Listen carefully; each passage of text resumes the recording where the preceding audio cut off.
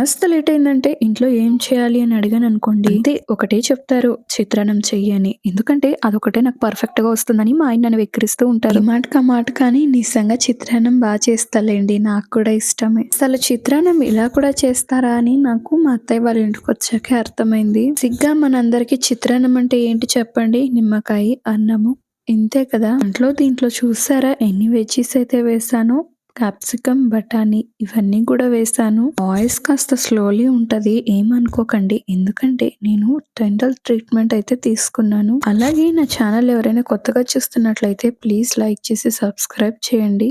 గంట symbol press చేయడం మర్చిపోకండి. ఆల్రెడీ సబ్స్క్రైబ్ అయిన వాళ్ళు ఓ లైక్ వేసుకోండి. చిత్రాన్నం రెసిపీ కావాల్సిన వాళ్ళు కమెంట్ బాక్స్ లో కమెంట్ చేయండి. లాంగ్ వీడియో అయితే చేసి తప్పకుండా పోస్ట్ చేస్తాను. అలాగే నేను లాంగ్ వీడియోస్ అన్ని కూడా పోస్ట్ చేశానండి. మొన్న మహేష్ బాబు గారి థియేటర్ కి అదే మాల్ కి వెళ్ళాను. మనకి సంబంధించిన ఇన్ఫర్మేషన్ అంతా లాంగ్ వీడియోలో ఉంది. చూడని వాళ్ళు ఎవరైనా ఉంటే వెళ్ళి చూసేయండి. అలాగే ఈ మధ్య వీడియోలు చూసి అలానే వెళ్ళిపోతూ ఉన్నారు. లైక్ చేయడం మర్చిపోతున్నారు అనుకుంటా. మీరిచ్చే ఆ చిన్న లైక్ ఇంకొన్ని వీడియోస్ చేయాలన్న మోటివేట్ అయితే పెరుగుతుందండి. సో చిన్న లైక్ ఇవ్వండి. దగ్గర ఏదైనా ఐడియాస్ ఉన్నట్లయితే కమెంట్ బాక్స్ లో కమెంట్ చేయండి. తప్పకుండా వంట వీడియోలు పోస్ట్